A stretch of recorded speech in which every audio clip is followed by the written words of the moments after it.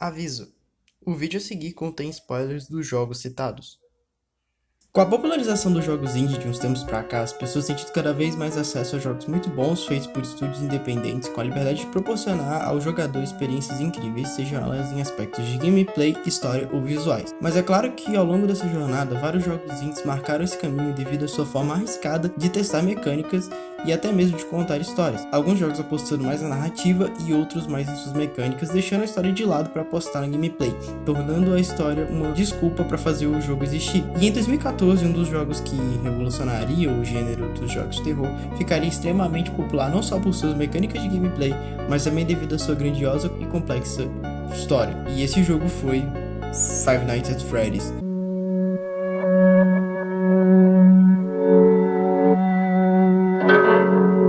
O que de início era só um jogo onde suas mecânicas eram importantes, tendo sua história como conceito, você é um guarda de segurança que troca de turno com um funcionário depois de ser atacado por um animatrônico. Robôs sobre a carcaça de um animal, feitos para cantar em cima de um palco de uma pizzaria onde os primeiros jogos se passam. Então, você é obrigado a passar 5 noites tendo que observar e se proteger dos animatronics, enquanto administra a energia gasta, tendo de se proteger desses robôs assassinos. Não sei se vocês estão familiarizados com os conceitos de fanfiction, onde um fã cria uma ficção ou uma história paralela relacionada à obra na qual ela gosta, mas esse é o exato conceito de FNAF. A história superficial de um jogo bobo virou uma fanfic construída pelos fãs da franquia e abraçada pelo criador, que até então nunca tinha feito algo que ganhasse tanto destaque quanto o FNAF estava ganhando. E eu acho que, em desespero, ele se agarrou a isso de forma em que ele precisava extrair tudo possível da franquia. E não à toa, cada jogo lançado, esse roteiro se torna completamente diferente do anterior.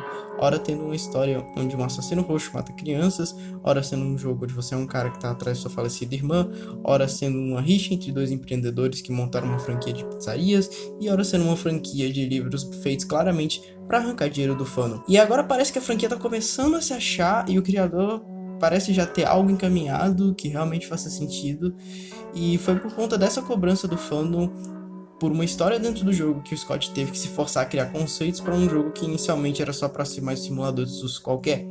E basta você ver os jogos feitos por fãs de FNAF que você identifica que eles não só têm de fato alguma coisa para contar, como o Case Animatronics e o Joy of the Creation, como também trabalham melhor as mecânicas de gameplay, o que claramente inspirou o Scott por diversas vezes, mas é claro que o fandom não deixaria tentar coisas novas, como foi o caso de FNAF World, onde ele tentou criar um RPG com a franquia, mas os fãs detestaram, apesar dele admitir que gostou de fazer o jogo. E se a história da franquia Silver Eyes pareceu confusa demais para os fãs, agora ele nos entrega mais livros com histórias feitos para explorar a franquia de jogos. Sendo assim, eu preferia que FNAF continuasse sem esse conglomerado de teorias que os fãs insistem que é a história do jogo, e focasse apenas na gameplay, deixando sua história superficial para ser explorada nos livros, onde nós temos 300 páginas repletas de personagens unilaterais, vilões genéricos e sem personalidade, conceitos mal explorados e uma cidade chamada Hurricane que só tem esse nome porque um furacão em determinado momento da história passa por lá destruindo a cidade. Criativo. E mesmo assim, FNAF ganhou uma popularidade suficiente para ter um filme feito pela Blumhouse que provavelmente vai explorar mal e porcamente os conceitos criados por Scott, além de imitar a estética oitentista que ganhou popularidade devido à série de Stranger Things e o filme It, a Coisa. E dentro dessa temática, eu olho para os atuais filmes de terror e para alguns jogos de terror e eu começo a suspeitar que parte do fandom de FNAF é uma galera mais velha que tem idade suficiente para poder parar de pensar em assassinatos de crianças e quem sabe focar em algo mais responsável que aborde temas mais complexos ou façam estudos de personagens mais interessantes. E jogos assim não faltam no mercado. Devotion mesmo é um jogo de terror psicológico que, dentro de suas mecânicas, conta a história de uma família coreana dos anos 70 que passam por complicações na família e, devido a um culto, a família cai em desgraça. Ou se você quiser explorar um terror menos psicológico e mais trashzeira, você pode tentar jogar o não tão recente Outlast. Mas se for jogar, eu recomendo que você jogue o primeiro Outlast, não o segundo, porque eu acho ele bem fraco e inferior ao primeiro. Mas é claro que eu não conseguiria deixar explícito o como o terror dentro dos videogames se tornou algo superficial, focado em dar sustos nas pessoas, se eu não falasse do que pra mim é o melhor jogo de terror de todos os tempos.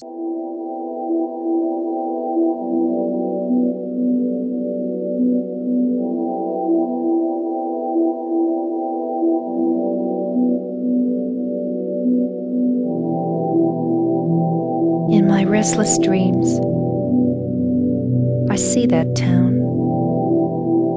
Silent Hill. You promised you'd take me there again someday. But you never did. Well, I'm alone there now. In our special place. Waiting for you. Silent Hill 2 é um jogo que quanto mais eu jogo, mais eu percebo que ele foi feito de maneira a não se admirar suas mecânicas de gameplay, mas sim para os jogadores entrarem dentro da psique dos personagens e se aprofundarem ainda mais nas entranhas da cidade, em busca de entender o incompreensível. E tudo, absolutamente tudo, está disposto no jogo para fazer você conhecer mais os personagens. Que inclusive se resumem a um homem que foi para a cidade para encontrar sua esposa que morreu há 3 anos atrás, uma jovem de 19 anos que fugiu de casa sem um destino próprio e que tem pensamentos suicidas de vez em quando, um gorducho que pode parecer só mais um cara qualquer e aos poucos a gente descobre que ele sofria bullying constante, e isso é só o superficial dos personagens, a nata que o jogo coloca para fazer você achar que entende aqueles personagens, mas na verdade os detalhes estão dentro do próprio jogo. Desde o fato do protagonista ver manequins com as roupas da sua esposa, até o detalhe de todos os corpos na cidade vestirem a mesma roupa que ele, ou as portas antes de entrar no quarto da Angela, ou o corpo do lado do Ed quando você encontra ele pela primeira vez. Isso se expande de modo que até as criaturas do jogo comunicam algo sobre o protagonista, desde seus desejos sexuais mais íntimos até sua autopunição pelos seus atos, que podem levar ao suicídio ou até mesmo ao auto-perdão. Silent Hill 2 é um jogo da era do PlayStation 2 que de fato revolucionou a temática de jogos de terror, servindo de inspiração para outros jogos que vieram posteriormente, incluindo o tal do Simulacro, que tenta ser Silent Hill, mas falha miseravelmente. E é pensando no quanto esse jogo é tão pouco falado atualmente, que me faz pensar a respeito do que a mudança de geração fez com os atuais jogos de terror, onde os verdadeiros jogos são tidos como uma experiência passageira, enquanto os jogos que realmente repercutem são aqueles que precisam de teorias para se sustentar no meio. Talvez a maturidade dos jogos de terror tenha decaído tanto que eles se tornaram bestas demais para as pessoas que cresceram com os marcantes jogos de terror de outrora. Ao menos eu mantenho a esperança de que esse público um dia vai crescer e quem sabe talvez conhecer o que o terror de verdade tem para nos ensinar.